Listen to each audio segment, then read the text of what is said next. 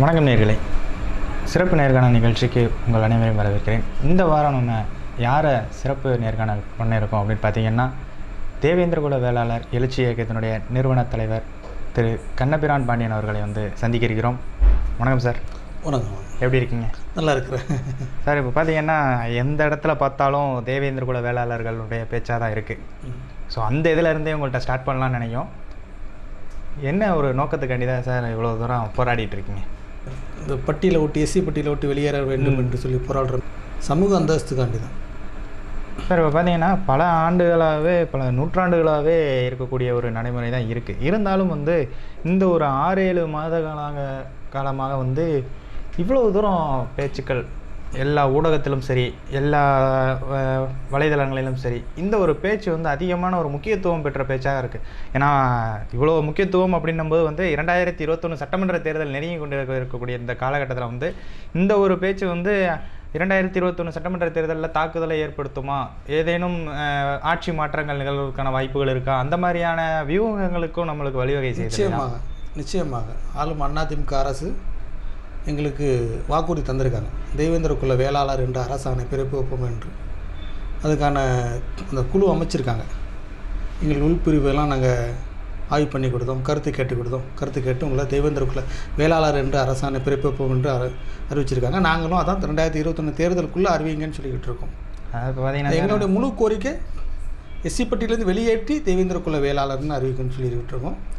தற்போது அரசாணை கிடைத்தாலும் அது மாற்று கருத்து ஒன்றும் இல்லை சார். இப்போ ஒரு எதிர்கட்சியாக அண்ணா திராவிட முன்னேற்ற கழகம் இருந்தால் நீங்கள் சொல்வது போல் எங்களுடைய ஆட்சி காலத்தில் அதை நிகழ்த்துவோம் சொல்லியிருந்தால் பரவாயில்ல. இப்போ திராவிட முன்னேற்ற கழகம் அந்த ஒரு தீர்மானத்தை அவங்க செஞ்சாங்கன்னாக்கா நம்ம ஒத்துக்கொள்ளலாம். ஏன்னா அவங்க ஆட்சியில் இல்லை. ஆனால் அண்ணா திராவிட முன்னேற்ற கழகம் ஆட்சியில் இருக்காங்க. ஒரு 6-7 மாத காலகட்ட போராட்டங்கள் ஏன்னா உங்கள் சமுதாயத்தை சார்ந்த கட்சிகளும் அண்ணா திராவிட முன்னேற்ற கழகத்தினோட கூட்டணியில் இருக்காங்க. அப்படின்னும்போது இந்த ஒரு கோரிக்கைகள் தொடர்ந்து அரசியலாக்கப்படுவதற்கான காரணம் என்ன? அதான் தேர்தல் நெருங்குது. இந்த டேத்தில் அழுத்தம் கொடுத்தா கண்டிப்பாக அவங்க செய்வாங்க. ஏற்கனவே 5 ஆண்டுகளை நாங்கள் கேட்டுக்கிட்டு தான் இருக்கிறோம். இதுக்கு முன்னாடி திமுக ஆட்சி காலத்திலும் கேட்டுக்கிட்டு இருந்தோம். இப்போ இந்த அதிமுக ஆட்சி காலத்திலும் கேட்குறோம். 2021 தேர்தலுக்குள்ளே எங்கள் நிறைவேற்றுவாங்கன்னு நம்பிக்கை இருக்குது சார். தமிழ்நாட்டில் பெரும்பாலான அரசியல் தலைவர்கள் அற்ற ஒரு மாநிலமாக இப்போ தமிழ்நாடு திகழ்து. ஏன்னா ஒரு ஆற்றல் மிகுந்த ஒரு தலைவர் இன்னும் எந்த ஒரு கட்சிக்கும் புலப்படாமல் தான் இருக்காங்க. ஸ்டாலின் ஆகட்டும், எடப்பாடி பழனிசாமி ஆகட்டும், இவங்க எல்லாருமே இனி வரக்கூடிய காலங்களில் தான் அவங்களுடைய தலைமை எப்படி இருக்கும் அப்படின்னு தமிழ்நாடு மக்களுக்கு உணர்ந்து அவர்களும் தலைவராவதற்கான வாய்ப்புகள் உண்டா இல்லையான்றது தெரிய வரும். இருந்தாலும் இப்போ உள்ள நிலைமையில் பெருந்தலைவர்கள் யாருமே இல்லாத காரணத்தினால ஜாதிய இயக்கங்கள் எல்லாமே அரசியல் பாதையில் பயணிக்க தொடங்கிவிட்டதா? கண்டிப்பாக நம்மளுக்கான தீர்வு கிடைக்கும்னா இப்போ அரசியல் அங்கீகாரம் பெற்றால் தான் நமக்கு முழுமையான தீர்வு கிடைக்கும். தமிழ்நாட்டில் சாதிய பாகுபாடுகள் இருக்குன்றது கண்டிப்பாக இருக்குது. ஒரு கண்ணில் சந்தனமும் ஒரு கண்ணில் சுண்ணாமும் வைக்கப்படுது. அதனால தான் நாங்கள் எஸ்சி பட்டியலை விட்டு வெளியேறன்னு சொல்லுதோம். தன் 27வது வயதில் இராணுவ பணியை தூக்கி போட்டுட்டு 33வது வயசில் மரணத்தை தழுவிருக்கிறாரு. இதை விட பெரிய தியாகங்கள் என்ன இருக்குது? ஆனால் எங்களுக்கு இங்கே என்ன அங்கீகாரம் இல்லை. ஒரு எம்எல்ஏவோ இல்லை, எம்பியோ இல்லை.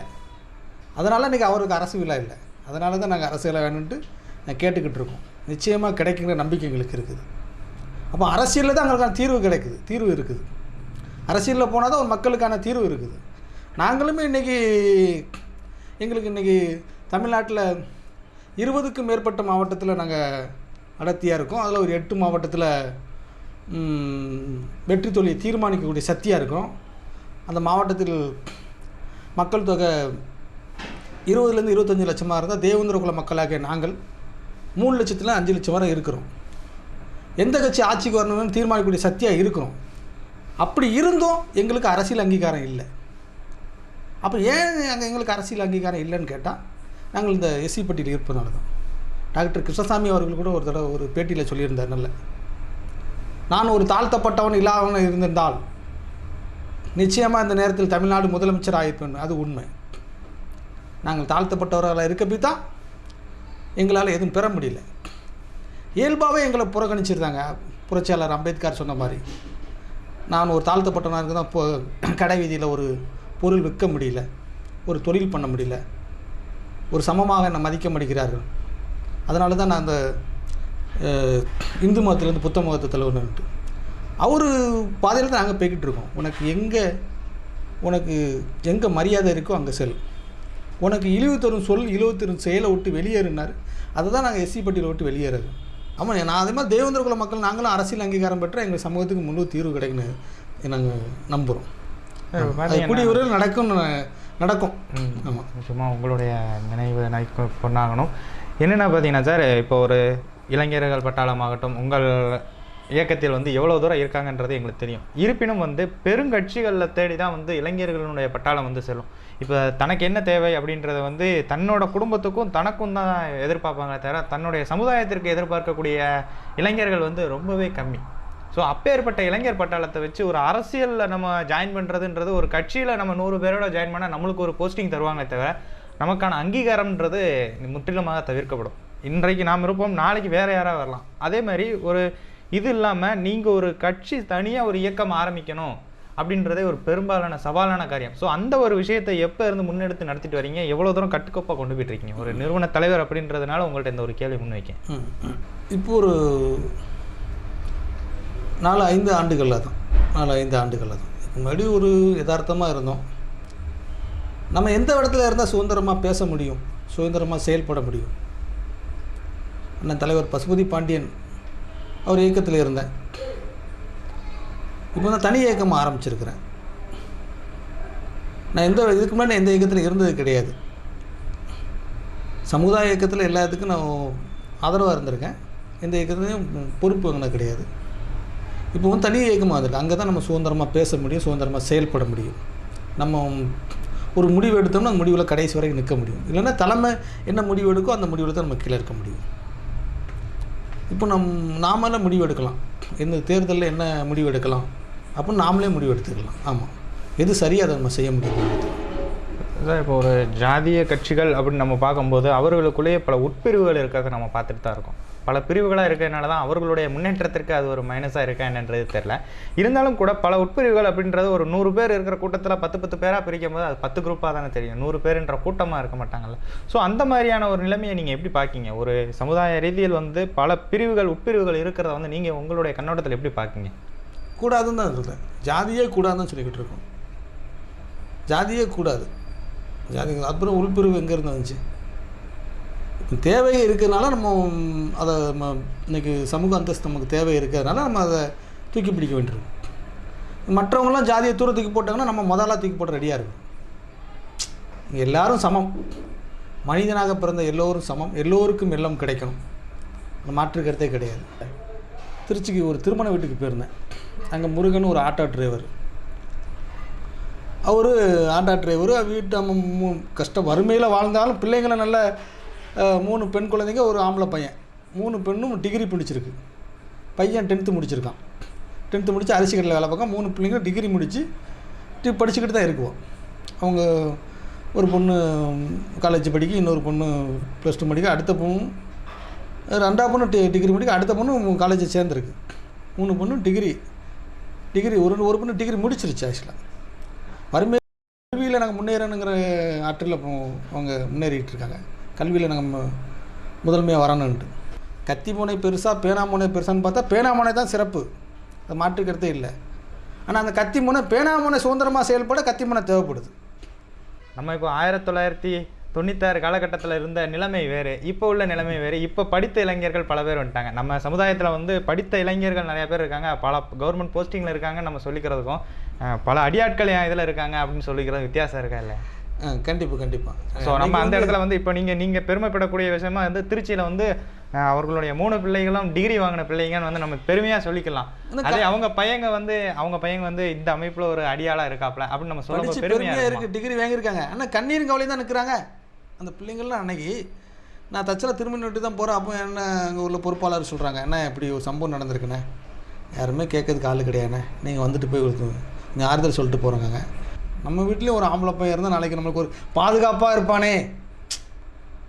இன்றைக்கி ஆம்பளை பிள்ளை இல்லை, இப்போ ஆம்பளை பிள்ளையோட இன்றைக்கி எல்லா தாய் தாப்புன்னு பொட்ட பிள்ளைலேருந்து எல்லாம் பார்க்குறாங்க. அவங்கள ஏக்கம் எங்கேருந்து வருதுன்னா ஒரு பாதுகாப்பு. நீங்கள் நிறைய இப்போ நீங்களும் இவ்வளோ வந்துட்டீங்க, நிறைய விஷயங்கள் அனுபவப்பட்டிருக்கலாம். நீங்களும் எல்லா இடத்துலையும் கை கட்டி போனால் அதை ஏற்றுக்கிட முடியுமா? அந்த கருத்தை இவ்வளோ பிரச்சனையை சந்திச்சிருப்பீங்க. அப்போ பேசக்கூடிய இடத்துல முண்டி பேசுனா தான் வாழ முடியுங்க சூழல் இருக்குங்க. ஒரு காவல் நிலையத்தில் போய் புகார் கொடுக்கும்போது இந்த பிசிஆர் சட்டத்தை வந்து இந்த குறிப்பிட்ட ஜாதியினரை வந்து தவறாக பயன்படுத்துகிறாங்க அப்படின்னு வந்து ஒரு சில ஜாதிக்காரங்க குற்றச்சாட்டு இருந்துக்கிட்டே தான் இருக்குது. எஸ்சி பட்டியலேருந்து வெளியே வரணும் அவங்களே சொல்லணுன்ற அவங்களே இந்த மாதிரி பிசிஆர் சட்டத்தை தடை செய்யணும்னு சொல்லட்டும் அப்படின்னு ஒரு இது வைக்காங்க. ஸோ அந்த ஒரு விஷயத்தை நம்ம பார்க்க வேண்டியதானே இருக்குது. ஏன்னா வந்து காவல் நிலையத்தில் வந்து இந்த மாதிரியான ஒரு சமுதாயத்தினரை பாதுகாக்கணும் தான் அந்த சட்டத்தையே ஏற்றுறாங்க. ஸோ அந்த ஒரு சட்டம் வந்து இங்கே பயன்பெறாமல் போகுது தானே. ஏன்னா நீங்கள் சொல்கிற விஷயத்தை பார்த்தீங்கன்னா அந்த ஒரு சட்டம் பயன்பெறாமல் இருக்கிறத தான் நம்ம பார்க்க முடியுது. முன்னாடி சுமார் 20-30 ஆண்டுகள் முன்னாடி ரொம்ப வன்கொடுமைகள் இருந்துச்சு, அது தேவைப்பட்டுச்சு. இன்றைக்கி வந்து என்னை பொறுத்த வரைக்கும் அது நிவாரணம் தேவை, வன்கொடுமை சட்டம் அது தேவையில்லை எங்களுக்கு. நாங்கள் கூட அன்றைக்கி திருச்சியில் இருந்த அவங்களுக்கு வந்து 3 பொண்ணுங்க படிக்கிறாங்க, அவங்களுக்கு வந்து நார்மலாக கேஸை போட்டாங்க, எந்த நிவாரணமும் கிடையாது. அவங்களுக்கு இது இப்படி தான் ஏற்பாடு சீட்டில் என் அம்மாவும் சேர்த்து, அந்த ஆட்டோ டிரைவர் அம்மாவும் சேர்த்து, இவங்க கணவன் மனைவி பிள்ளைங்க 7 பேர், அதே ஒரே வீட்டில் இவ்வளோ தான் இருக்குது. இந்த ரைட்டுக்கு இந்த பக்கம் தான் இருக்குது. 7 பேர் அதில் தான் சமைக்கணும், அதில் தான் சாப்பிட்ணும், அதில் தான் படுக்கணும், எல்லாமே அந்த 7 பேர் அதில் தான் தங்குறாங்க. நிவாரணம் தான் கேட்டு போகணும். எஸ்சி இந்த பிசிஆர் வழக்கு கேட்டு போகல. முடியாத பட்சத்துக்கு அப்படி இந்த ஒரு பட்டி சமூகத்தில் உள்ள நபரை மாற்று சமூகத்தினால் வெட்டி படுகொலை செய்யப்பட்டால் இந்த சட்ட விதிப்படி 4 லட்ச ரூபா பணம் கொடுக்குறாங்க, அதையாட்டு கொடுங்கன்னு தான் சொன்னோம். என்னை பொறுத்த வரைக்கும் அந்த பிசிஆர் வழக்கு தேவையில்லை. அதனால தான் எனக்கு பட்டியலை விட்டு எங்களை வெளியே எடுத்துகிட்டு அது தேவையில்லை. எங்களுக்கு பிசிஆர் வழக்கு தேவையில்லை, இப்போதைக்கு பொறுத்த எனக்கு தேவையில்லை. ஆனால் நிவாரணம் தேவை. ஆனால் அதோடு சேர்த்து அந்த நிவாரணத்தை வச்சுருக்குறாங்க. நிவாரணம் தேவை, பிசிஆர் வழக்கு தேவையில்லை. ஆனால் இங்கே அதை தான் முறையாக செயல்படுத்தணும். யார் முறையாக செயல்படுத்துகிறார் இன்றைக்கி பிசிஆர் வழக்கெல்லாம்? சும்மா ஏன்னா தானே போட்டு தானே பண்ணுறாங்க.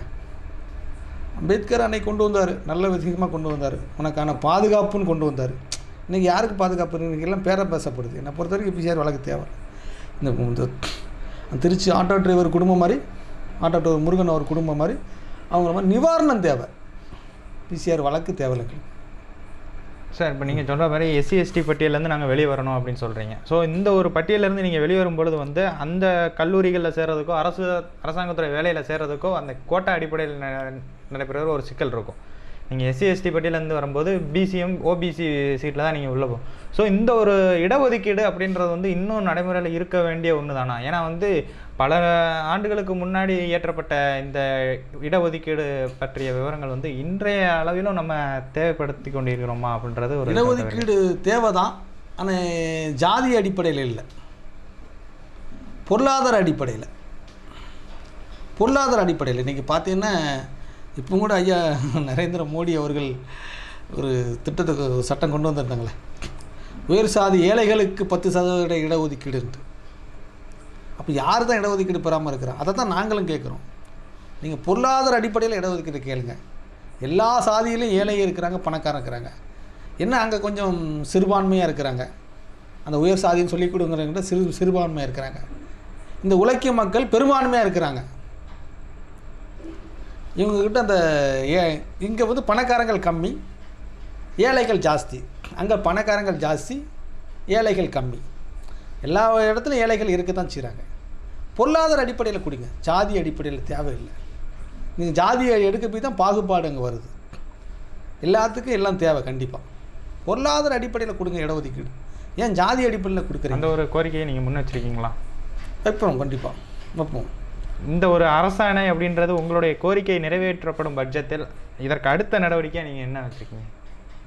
நாங்கள் தான் சொன்னோம், எங்களுடைய முழு கோரிக்கை வந்து தேவேந்திர குல மக்களாக எங்களை எஸ்சி பட்டியலிருந்து வெளியேற்றி தனி இனமாக அறிவித்து தனி இடஒதுக்கீடு தேவேந்திர குல வேளாளர் என்று அறிவிக்க வேண்டும் தான் எங்களுக்கு முழு கோரிக்கை. தற்போது அரசாணை மற்றும் கிடைத்தாலே அது எங்களுக்கு மகிழ்ச்சியான செய்தி தான். நாங்கள் தொடர்ச்சியாக போராட்டம் தான் செய்வோம். இந்தியாவுடைய சுதந்திரம் வந்து, அதாவது இந்தியாவிலேருந்து வெள்ளைக்காரர்கள் இந்தியா விட்டு வெளியேறணும்னு நம்ம முன்னோர்கள் இந்தியர்களுடைய போராட்டம் வந்து சுமார் 200 ஆண்டுகள் சொல்கிறாங்க. தீவிரமான போராட்டம் ஒரு 50 ஆண்டு 60 ஆண்டு சொல்கிறாங்க. மிக தீவிரமான போராட்டம், அதாவது மகாத்மா காந்தி அவர்கள் கையில் எடுத்த பிறகு 20 ஆண்டு 25 ஆண்டுகள் சொல்கிறாங்க. அதே மாதிரி ஒரு நாட்டோட சுதந்திரமே 200 ஆண்டு, ஒரு இனத்தோட சுதந்திரம் உடனே கிடச்சிருமா? நாங்கள் போராடிக்கிட்டே இருப்போம். இன்றைக்கி தேவேந்திர குல வேளாளர் என்ற அரசாணைக்காண்டி நாங்கள் ஒரு கையில் எடுத்து இன்றைக்கி போராடுறோம். எங்கள் சமூகம் எவ்வளோ விழிப்புணர்வு அடைஞ்சிருக்கு. என்ன இந்த மது என்ற கொடிய அரக்கனில் சிக்கி கிடக்கும். அதை விட்டு நாங்கள் வெளியே வந்துட்டோம்னா இன்றைக்கி நாங்கள் கல்வி வேலைவாய்ப்பு, கல்வியில் எவ்வளோ முன்னேற்றம் அடைஞ்சிட்டோம். வேலைவாய்ப்பு பொருளாதார டாப்பில் போயிடுவோம். இன்றைய அளவும் பொருளாதார அளவில் வந்து நீங்கள் முன்னேறலன்னு நினச்சிருக்கீங்களா? ஆனால் வந்து ஒரு உயர்ந்த சாதி மனிதர் என்ன ஒரு கார் வச்சுருக்காரோ அதே கார் நம்ம வீட்டிலே நிற்கிது இல்லைங்களா? எல்லாத்துட்டையும் கிடையாது இருக்கு. இல்லை, நம்ம வந்து இப்போ அதே ஜாதியில் எல்லார்ட்டையும் இருக்கு. முன்னேற்றம் இல்லைன்னு சொல்ல முடியாது. இப்போ நானும் பார்த்தேன்னா ஒரு 10 வருஷத்துக்கு முன்னாடி இதே வழக்குகள் எனக்கு நான் இப்போ ஒரு 20 ஆண்டுகளாக 23 ஆண்டுகளாக பொது வாழ்க்கையில் இருக்கிறேன். நம்ம பொருளாதார முன்னேற்றம் அடைஞ்சிக்கிட்டு தான் இருக்கும். பொருளாதார முன்னேற்றம் இல்லைன்னு சொல்ல முடியாது. முன்னேற்றம் அடைஞ்சிக்கிட்டு தான் இருக்கும். ஆமாம். இப்போ பார்த்தீங்கன்னா 2021 சட்டமன்ற தேர்தலை வந்து எல்லா கட்சிகளும் தன்னுடைய ஓட்டு வங்கிகளை வந்து பெருக்கிக் கொள்ளணுன்ற செயல்பாட்டில் ஈடுபட ஆரம்பிச்சிட்டாங்க. ஏன்னா இன்னொரு 5-6 மாதங்களில் வந்து இந்த சட்டமன்ற தேர்தல் வர இருக்குது. ஸோ இந்த நேரங்களில் வந்து வைக்கக்கூடிய கோரிக்கைகள் அனைத்தும் நிறைவேற்றப்படும் அல்லது வந்து தங்களுடைய வாக்குறுதிகளாக கட்சியினர் வழங்குவார்கள் அப்படின்ற எதிர்பார்ப்புகள் வந்து பல ஜாதிய இயக்கங்களில் இருந்துட்டு தான் இருக்குது. ஏன்னா வந்து அவங்களோட கோரிக்கைகள் வெளிப்படக்கூடிய நேரம் இதான் ஒரு தக்க சமயமாக அவங்க பயன்படுத்திக்கிறாங்க. இருந்தாலும் கூட இந்த தேர்தல் சமயத்தில் எங்களது கோரிக்கைகளை நிறைவேற்றாவிட்டால் அப்படின்னு சொல்லி நம்ம வேற ஒரு கோரிக்கைகளை முன்வைக்கும். ஆட்சி மாற்றம் நிகழும் அல்லது வேற ஒரு ஆட்சிக்கு இது பண்ணுறோம் அப்படின்னு நம்ம சொல்கிறோம். இது வந்து ஒரு தவறான ஒரு வழிமுறையாக இருந்திருக்கக்கூடுமா? ஏன்னா வந்து தனது ஜாதிய மக்கள் அனைவரையும் முன்னேற்ற பாதையில் கொண்டு செல்லணுன்றது ஒரு நல்ல எண்ணம். இருந்தாலும் கூட அவர்கள் அனைவருடைய வாக்குகளையும் நாம் பயன்படுத்துகிற மாதிரி இருந்தது இல்லையா? இந்த ஒரு கட்சியினர் வந்து இப்போ அரசியல் கட்சி நம்ம எடுத்துக்கிட்டோம்னா அவங்க வேறு விதத்தில் வாக்கு வங்கிகளை பெருக்கிக்கிடுவாங்க. ஆனால் ஜாதிய ரீதியில் தங்களுடைய ஜாதியை சேர்ந்த யாருமே வாக்களிக்க மாட்டாங்க அப்படின்றது வந்து அந்த ஜாதியை சார்ந்தவர்களுடைய அனைவருடைய வாக்குறுதிகளையும் நாமளே சொல்கிற மாதிரி இருக்கு இல்லையா? நாங்கள் வந்து இன்றைக்கி இந்த கோரிக்கை கேட்கல. எனக்கு தெரிஞ்சது தலைவர் பசுபதி பாண்டியன் அவர் தான் இந்த எஸ்சி பட்டியலேருந்து வெளியேற வேண்டும் என்று குரல் கொடுத்தவர். அதுக்கு முன்னாடி யாரும் குரல் கொடுத்தாங்கன்னு தெரியல, குரல் கொடுத்துருக்கலாம். எனக்கு தெரிஞ்ச தலைவர் பசுபதி பாண்டியன் தான் அந்த எஸ்சி பட்டியலேருந்து வெளியேற வேண்டும் என்று குரல் கொடுத்தது. இன்றைக்கி அவர் இறந்து சுமார் 8 ஆண்டுகள் 9 ஆண்டுகள் வரப்போகுது. அப்படிங்கும்போது அதுக்கு முன்னாடி அவர் உயிரோடு இருக்கும்போதே ஒரு 10 ஆண்டுக்கு முன்னாடி இருக்கும், 10-15 ஆண்டுகள் இருக்கும். அப்படியும் நாங்களும் இப்போ 20-25 ஆண்டுகளாக அந்த கோரிக்கை முன்வைத்துட்டு வரோம். அப்போ ஒரு அரசியல் கட்சிக்கு எங்கே கடிவாளம் போடணும்னா அந்த தேர்தல் தான் கடிவாளம். அப்போ அதில் கூட அவங்க செய்யலாம், மற்ற நேரத்தில் எங்கே செய்ய போகிறாங்க? எல்லாத்துக்கும் ஒரு கடிவாளம் உண்டு. இப்போ நீங்கள் ஒரு ஆள்கிட்ட பணம் கடன் கொடுத்துருப்பீங்க, கேட்டுக்கிட்டே இருப்பீங்க, இன்னும் தரேன் நாளைக்கு தரேங்கம்மா. அப்போ 1ஆந்தேதி சம்பளம் வேகமாக தருவானா அப்படிங்கிற நம்பிக்கையில் நீங்கள் கரெக்டாக 1ஆந்தேதிக்குள்ளே தரல பிரச்சனையாகி போயிடும் அப்படின்னு சொல்ல மாட்டீங்களா? அதே மாதிரி தான் நாங்களும் 10-20-25 ஆண்டுகளாக போராடிக்கிட்டு இருக்கோம். தேர்தல் வருது, வாக்குறுதி கொடுத்துருக்காங்க. நாங்கள் முழு கோரிக்கை பட்டியலை விட்டு வெளியேற்ற வேண்டும் என்று தான், அட்லீஸ்ட் அரசாணையாட்டு பிறப்பிக்க வேண்டுங்கிறது தான் எங்களுடைய முழு இப்போ தற்சமய கோரிக்கை. ஒரு 25 வருட கால போராட்டத்தை வந்து ஒரு 5-6 மாத போராட்டம் ஈடுபட்டு முதலமைச்சர் நெருக்கடி கொடுக்குறதா நம்ம நெருக்கடிலாம் சொல்ல முடியாது. அப்போ இவ்வளோ நாள் அவங்க எங்கே ஏன் நிறைவேற்றல அதை வந்து? அதனால் 25 ஆண்டு காலமாக நீங்கள் வந்து பொறுமை காத்துட்டீங்க. இந்த ஒரு 6 மாத காலமாக இந்த ஒரு கோரிக்கையை வந்து ரொம்ப நாளைங்க கேட்டுக்கிட்டே இருந்தீங்க, கேட்டு நீங்கள் சலிச்சிட்டீங்க. அப்போ கிடைக்கிற இடத்த நீங்கள் நோக்கி தான் போக முடியும், கிடைக்கிற இடத்த நோக்கி தான் போக முடியும். சரி, அவங்களாட்ட செஞ்சுருவாங்களா? இதுக்கு மாற்றம் வந்து அவங்களாட்ட செஞ்சுருவாங்கன்னு நம்பிக்கை தான். ஆமாம் சார். இப்போ பார்த்தீங்கன்னா தமிழ்நாட்டில் பெரும்பாலான பேச்சு இப்போ அதிகமாக பேசிகிட்டு இருக்காங்கன்னா திருமாவளவன் அவர்களுடைய பேச்சு சர்ச்சையானதை பற்றி. அந்த அவருடைய பேச்சை பற்றி நீங்கள் என்ன நினைக்கிறீங்க? உங்களுடைய கருத்தை முதல்ல சொல்லுங்கள். அண்ணன் திருமாவளவன் அவர்கள் வந்து என்னுடைய உடன்பிறவா சகோதரர். நான் எப்பவுமே அவரை தான் ரோல் மாடல் நினைக்கிறது. அதில் ஒரு பசுபதி பாண்டியனை வாழ்வியலாக நேசிக்கிறேன். ஆனால் திருமாவளவன் அவர்களை நான் ஒரு அரசியலாக நேசிக்கிறேன். ஒரு சாதாரண அரசு ஊழியலாக இருந்து இன்றைக்கி ஒரு சமூகத்துக்கே மிகப்பெரும் தலைவராக, அதுதான் எனக்கு தெரிஞ்ச ஒரு என் கூட ஒரு அண்ணா இருக்கிறாரு, அவரே சொல்லுவார், எல்லாருமே போராட்டம் செய்கிறாங்க, யார் சமூகத்துக்கு தன்னை அர்ப்பணிக்கிறாங்களோ அவங்க வரலாற்று நிப்பாட்டப்படுவாங்க. நீ தலைவர் பசுபதி பாண்டியன் வாழ்ந்த வாழ்க்கையும் செய்த செயலும் தான் அவர் என்ன வரலாற்று நிப்பாட்டி இருக்குது. அதே மாதிரி அண்ணன் திருமாவளவன் அவர்கள் இன்று வரைக்கும் திருமணம் பண்ணலை. மிகப்பெரிய ஒரு மிகப்பெரிய ஒரு வரலாறு தான் மாறும். அது வந்து அவரை பற்றி பல விமர்சனங்கள் வந்தாலும் இன்றைக்கி திருமணம் பண்ணாமல் இருக்கார். அதுதான் எனக்கு அவர் ரொம்ப பிடிக்கும். அவர் பேச்சாற்று ரொம்ப பிடிக்கும். அதே நேரத்தில் இன்றைக்கி மனு தர்மத்தை எதுக்குறாரு, நல்ல விஷயம், நல்லது. நான் ஒரு பேட்டி கூட பார்த்தேன், நீ மனு தர்மத்தை இது பழசு காலாவதி ஆகிட்டு அப்படின்னு சொல்லி தான் அதை நான் தொட்டிருக்க மாட்டேன், நீ ஏன் புதுப்பிக்கிற, நல்ல கேள்வி கேட்டார். புதுப்பிக்க தான் நான் கேட்டேங்காரு. நல்ல விஷயம் மனு தர்மத்தை. ஏன் அண்ணன் திருமாவளவன் அவர்கள் மனு தர்மத்தை எதுக்குறவர், வர்ணாசிரமத்தை எதுக்க இருக்கிறாரு? இந்த ஜாதி கட்டமைப்பு அதிலிருந்து தானே வருது. வர்ணாசிரமத்தை இருந்துச்சு. பிரம்மனுடைய நெத்தியிலிருந்து பிறந்தவன் ஹரிச்சந்திரன், மார்பிலிருந்து பிறந்தவன் சத்திரியன், தொடையிலிருந்து பிறந்தவன் வைசியவன், உள்ளங்காலிலேருந்து பிறந்தவன் சூத்திரியன் சொல்லுதாங்க. நாங்கள் அது இல்லைன்னு சொல்கிறோம், அப்படிலாம் எதுவுமே கிடையாதுன்னு சொல்கிறோம். நீங்கள் மனு தர்மத்தை எதுக்க மாதிரி வர்ணாசிரமத்தை எதுங்க, அது இல்லைன்னு சொல்லி தான் நாங்கள் பட்டியலை விட்டு வெளியேறணுங்க. ஆனால் அண்ணன் எனக்கு தலித் அரசியல் தான் பண்ணுவோம் அப்படின்னு சொல்லிக்கிட்டு இருக்காரு. அதில் தான் எனக்கு கருத்து வேறுபாடு இருக்குது. அண்ணனை வந்து அதை எனக்கு வந்து அவர் உடன்பிறவாத சகோதரர் மாதிரி அவர் வந்து நான் அவரை அப்படி தான் நேசிக்கிறேன். அவரை வந்து அரசியலில் வந்து அவரை வந்து ஒரு ரோல் மாடலாக பார்க்குறேன். ஆனால் இந்த பட்டியல் கோரிக்கையில் நான் கருத்து வேறுபாடு படுறோம். மனு தர்மத்தை எதுக்குறாரு, மாற்று கருத்து இல்லை, சூப்பர். அதே நேரத்தில் ஏன் வர்ணாசிரமத்தை நீங்கள் எதுக்க மாட்டேங்கிறீங்க? வர்ணாசிரமம் அடிப்படையில் தானே இந்த நெத்தியில் பிறந்தவன் ஹரிச்சந்திரன், மார்பில் பிறந்தவன் சத்திரியன், தொடையில் பிறந்தவன் வைசியவன், உள்ளங்காலில் பிறந்தவன் சூத்திரன் சொல்கிறாங்க. அப்படிலாம் கிடையாது, நான் எங்கள் அம்மா அப்பாவுக்கு தான் பிறந்தேன்னு நாங்கள் சொல்கிறோம். அதை எதுக்க வேண்டியதானே? இப்போ திருமாவளவன் அவர்கள் வந்து மனுநீதி தர்மத்தில் என்ன இருக்கோ அதைத்தானே வெளியே சொன்னேன் அப்படின்றாப்புல.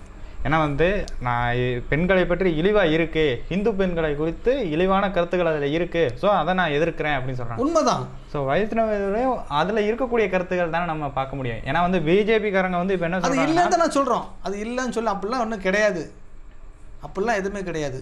மனிதன் விலங்குல இருந்து வந்தான்னு ஆய்வு சொல்லுது. ஆமாம், மனிதன் விலங்குல இருந்து வந்தான்னு ஆய்வு சொல்லுது. அந்த மனிதனை சீர்திருத்த தான் மதம். இன்னும் இங்கே ஒரு படிக்கு மேலே போய் இன்னும் நாடு பிடிக்கிறதுக்காண்டி மதம் பயன்படுது. உலகம் ஃபுல்லாக சிலுவை கொடி பறக்கணும், உலகம் ஃபுல்லாக இஸ்லாம் மதம் இஸ்லாம் மார்க்கம் வரணும். இப்போது அதுக்கு நம்ம வந்து இன்றைக்கி உலகம் ஃபுல்லாக இந்துக்கள் நாடாகணுன்ட்டு நம்மளுடைய பங்கு கேட்க ஆரம்பிச்சிட்டோம். ஜாதிகள் வந்து அவங்க வேலைக்காண்டி உருவாக்கப்பட்டது. இந்த நீ ஆசாரியாக இருந்தா தச்சாசாரியா, கொல்லாசாரியா, நீ வேளாண்மை பார்க்குறியா, நீ காவல் காக்கிறியா, நீ கல் உடைக்கிறியா, நீ செருப்பு தைக்கிறியா, வேலைகளுக்காண்டி உருவாக்கப்பட்டது. நீ ஒரு படி மேலே போய் அந்த வேலைகளை சுரண்டதுக்காண்டி உருவாக்கப்பட்டது ஜாதி. ஒருத்தன் என்னிலே உட்காந்துருப்பான், நீ இந்த வேலையை பார்த்துட்டு என்கிட்ட கொண்டு வா கணக்காட்டு, அதில் எனக்கு கமிஷன் கொடு, நீ இந்த வேலையை பார்த்துட்டு வந்து எனக்கு கணக்காட்டு கமிஷன் கொடு, நீ அதுக்காண்டி உருவாக்கப்பட்டது ஜாதி. அதனால தான் நாங்கள் ஜாதி இருக்கக்கூடாதுங்க. இங்கே யாரும் குறைஞ்சவங்க கிடையாது, யாரும் கூடவும் கிடையாது, எல்லாம் மனுஷன்தான். விலங்குலேருந்து வந்தான். அந்த மனிதனை சீர்திருத்தத்துக்கு தான் மதம். மனிதனை வேலை வாங்குறது, வேலை வாய்க்கிறது, அந்த வேலைகளை பிரித்து கொடுக்கறதுக்கு ஜாதி இருந்துச்சு. இன்றைக்கி தான் எல்லாரும் எல்லா வேலையும் பார்க்குறாங்களே. யாராட்டும் எனக்கு இந்த வேலை தெரியும் அந்த வேலை தெரியும் சொல்ல முடியுமா? சொல்ல முடியாது. எல்லோரும் இன்றைக்கி எல்லா வேலையும் பார்க்குறாங்க. சார், இப்போது பிஜேபிக்காரங்க என்ன சொல்கிறாங்க அப்படின்னு பார்த்தீங்கன்னா வந்து மனு தர்மம் என்பது பல ஆயிரக்கணக்கான வருடங்களுக்கு முன்னாடி எழுதப்பட்ட ஒரு நூல். ஸோ வந்து அதில் உள்ள கருத்துக்களை இப்போ ஏன் நீங்கள் வெளியே எடுத்து பேசுகிறீங்க அப்படின்னு சொல்கிறாங்க. இருந்தாலும் கூட திருமாவளவன் அவர்கள் என்ன சொல்கிறாங்கன்னா, இதில் உள்ள கருத்தை நான் சொன்னேன், அதற்கான எதிர்ப்புகள் வந்து புதுப்பிக்க தான் சொல்கிறாரு. அவர் அது நல்லா கரெக்டாக சொல்கிறாரு. நீ புதுப்பிக்கல நான் சொல்ல போகிறேன். மனு தர்மம் பழைய நீர்த்தி போச்சு, ரைட்டு, இப்போ ஏன் நீ புதுப்பிக்கிற அந்த புத்தகத்தை? நல்லா கேட்குறாரு கேள்வி, புதுப்பிக்கிறார். ஆனால் இந்த ஒரு பிரச்சனை வந்து ஜாதிய ரீதி இல்லாமல் ஒரு மதம் சார்ந்த பிரச்சனையாக மாற்றப்படுகிறதா தமிழ்நாட்டில்ன்றது ஒரு கேள்விக்குறியாக தானே இருக்குது. ஏன்னா வந்து திருமாவளவன் அவர்கள் குறிப்பிடுகிறார், மற்ற எந்த மதத்திலும் இது போன்ற கருத்துகள் இல்லை, திருக்குறானிலோ பைபிளிலோ இந்த மாதிரியான கருத்துகள் இல்லை, மனுநீதி தர்மத்தில் தான் இருக்குது, ஸோ அதில் இருக்கிறது தான் நான் சொல்கிறேன் அப்படின்னு வந்து திருமாவளவன் சொன்னாலும் கூட பிஜேபி அவர்கள் கூறுவது வந்து மற்ற மதத்தில் உள்ள திருக்குறானையோ பைபிளையோ நீங்கள் படித்து பார்த்து சொல்லணும், அதில் உள்ள தீயவை மட்டும் சொல்லணும், மனுநீதி தர்மத்தில் நீங்கள் தீயவை மட்டும் சொல்கிறீங்க, அதில் உள்ள தீயதை மட்டும் சொல்லணும் அப்படின்னா இது ஒரு மதம் ரீதியான பிரச்சனையாக மாற்றப்படுகிறதுன்னு தானே பார்க்க முடியுது. அதுக்கு தான் அண்ணா திருமாவளவன் நல்லா கரெக்டாக பதில் சொல்லிட்டாப்புல. நான் ஏன் பிரச்சனை தான் சொல்ல முடியும், மற்றவன் பிரச்சனை சொல்ல முடியாது அப்படின்ட்டாப்புல. அதில் ஒன்றுமே பேச முடியாமல் போச்சு. நான் எதுக்கு பைபிளில் நான் படிக்கணும், நான் இந்து மதத்தை கோட்பாட்டை தான் நான் ஒரு இந்து மத கோட்பாட்டை சொல்ல முடியும். நான் ஒரு இஸ்லாமியர் கிடையாது, இஸ்லாமியர் கோட்பாடை சொல்லாது. ஆனால் அதான் இந்து மதத்தில் என்ன குறைகள் இருக்குது, அது நிறைகள் எது குறை இருக்கோ குறைய சொல்லுவேன், நிறைய இருந்தால் நிறைய சொல்லுவேன், குறைய சொல்லிடுறாரு. அது சுருக்கமாக சொல்லி முடிச்சிட்டாரு. நான் என் மதத்தை பற்றி தான் சொல்ல முடியும், மற்ற மதத்தை சொல்ல முடியாது அப்படின்ட்டார். இப்போது எல்லா கட்சிகளும் வந்து தேர்தலுக்கு தயாராகிட்டு வராங்க. ஸோ உங்களுடைய இயக்கத்தை வந்து எவ்வளோ தூரம் தயார்படுத்திட்டு வரீங்க சார்? 2021 சட்டமன்ற தேர்தலுக்கு எவ்வளோ தூரம் தயார்படுத்தி வரீங்க? நாங்கள் இப்போ தான் அமைப்பு ஆரம்பிச்சிருக்கிறோம். தேவேந்திரக்குள்ள வேளாளர் எழுச்சியகன்ட்டு அமைப்பு ஆரம்பித்து முறையாக பதிவு பண்ணியிருக்கிறோம். இளைஞர்கள் ஊராக நாங்கள் போகிற இடங்கள்லாம் திரளுதாங்க. ஒரு அமைப்பாக திரள வேண்டும், அதுக்கு தான் நான் பாடுபடுறேன். ஏதோ பிறந்தவன் இறந்தவன் இருக்கக்கூடாது.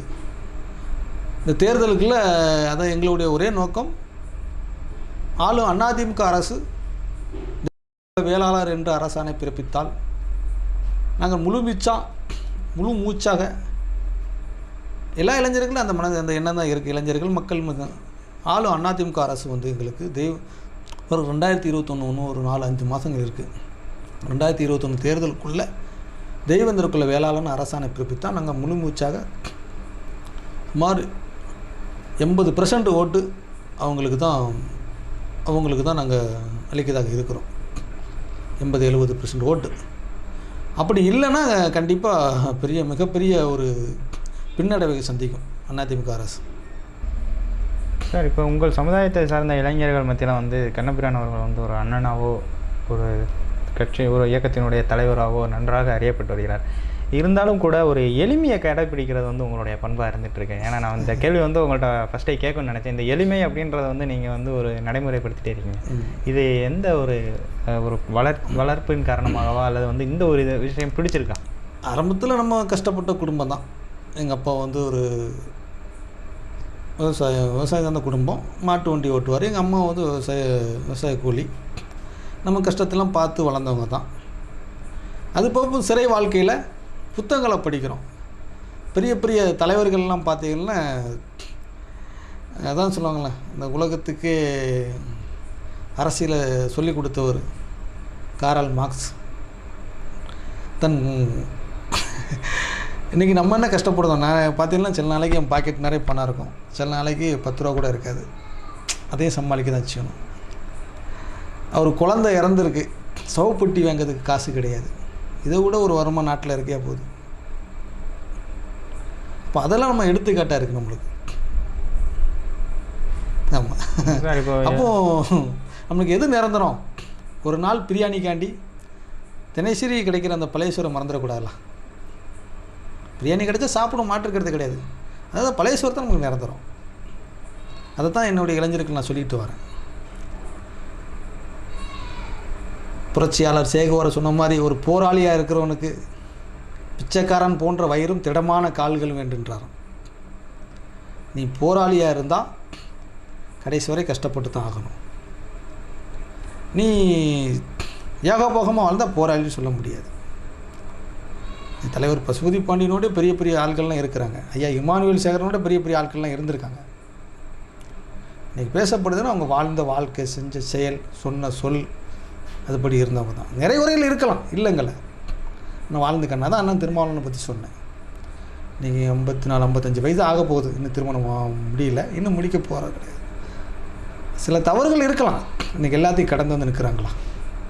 நம்ம வாழ்கிற வாழ்க்கை சொல்லுக்கு தான். அப்போ நம்ம அவங்கள பார்த்து நம்ம அவங்கள டெய்லி வணங்கிக்கிட்டு நம்ம இங்கே ஒன்று சொல்லிவிட்டு அங்கே ஒன்று செஞ்சால் அது ஏற்றுக்கிட முடியாதுல்ல. வரலாறு உனக்கு எங்கே இருக்குது? வரலாறு நோக்கி தான் பயணிக்க முடியும். கஷ்டம்தான், எல்லாருமே கஷ்டம்தான், எல்லாருமே கஷ்டப்பட்டுக்கிட்டு தான் இருக்காங்க. ஒரு இலக்கு அடையணும்னா அதை அந்த பாதையில் தான் போகணும். அப்போ தான் அதை நம்ம சொன்ன சொல்லுக்கும் செய்கிற செயலுக்கும் பொருந்தமாக இருக்கும். சார் இப்போ எல்லா மனிதர்களையும் நம்ம எடுத்துக்கிட்டோம்னா வந்து ஒரு லட்சியம், ஒரு கனவு அப்படின்றது வந்து நிச்சயமாக இருக்கக்கூடும். ஏன்னா வந்து எல்லாரும் அதை நோக்கி தான் தினந்தோறும் பயணப்பட்டுக்கிட்டு இருக்கோம். பலர் வந்து அதில் வெற்றி அடைகிறாங்க, பலர் வந்து அதில் பாதி படிக்கட்டாக ஏறிறாங்க. ஸோ உங்களுடைய லட்சியம், ஒரு கனவு அப்படின்னா வந்து எதை நோக்கி லட்சியங்களை வந்து நீங்கள் நிர்மாணிச்சிருக்கீங்க? இப்போதைக்கு என்னுடைய லட்சியம் எஸ்சி பட்டியலிருந்து வெளியேற வேண்டும். தேவேந்திர குல மக்களாக நாங்கள் எஸ்சி பட்டியலிருந்து வெளியேற வேண்டும். அதை நான் டெய்லி சாமி கும்பிடுவேன். ஆமாம், வெள்ளி செவ்வாயெல்லாம் காலையில் காலையில் சாயந்தரம் சாமி கும்பிடுவேன். தினந்தோறும் தினந்தோறும் காலையிலையும் சாமி கும்பிடுவேன். காலையில் சாமி கும்பிட்டு தான் மற்ற வேலையை பார்க்குறது. குளித்த உடனே சாமி கும்பிட்டு தான் மற்ற வேலையை பார்க்குறது. எல்லோரும் கிடைக்கணும், எல்லோரும் மகிழ்ச்சியாக இருக்கணும். ஆமாம், எல்லோரும் சந்தோஷமாக இருக்கணும். இறைவா நீ தான் ஆசீர்வதிக்கணும்னு சொல்கிறது. ஆமாம், மொதல் வார்த்தை அதான் கேட்குறது. எல்லோரும் சந்தோஷமாக இருக்கணும், நீ தான் நல்வழி காட்டணும் அப்படிங்கிறது. ஆமாம், நிச்சயமாக சார். இவ்வளோ நேரம் அவங்களுடைய இனிமையான நேரத்தை எங்களுக்காண்டி ஒதுக்கி கொடுத்ததுக்கு ரொம்ப ரொம்ப நன்றி சார். சரி நன்றி. மீண்டும் அடுத்த நிகழ்ச்சியில் உங்களை சந்திக்கும் வரை உங்களிடமிருந்து விடைபெறுவது உங்கள் சிராஜ். நன்றி. வீடியோவுக்கு கீழே ரெட் கலரில் சப்ஸ்கிரைப் அப்படின்னு ஒரு பட்டன் இருக்கும். அதை இப்போவே கிளிக் பண்ணிவிட்டு பக்கத்துலேயே ஒரு பெல் பட்டன் ஒன்று வரும். அந்த பெல் பட்டனும் அழுத்தி வச்சுட்டிங்கன்னா நம்ம சேனலில் போகிற வீடியோக்குள்ளே தொடர்ந்து பார்க்கலாம். நம்ம சேனலில் ஆல்ரெடி நிறைய யூஸ்ஃபுல்லான வீடியோ போட்டிருக்கோம். அதை பார்க்கணுன்னு நினைக்கிறவங்க அந்த சேனல் பேரை கிளிக் பண்ணி உள்ளே போனீங்கன்னா நம்ம போட்டிருக்கிற வீடியோவெல்லாம் இருக்கும், பாருங்கள்.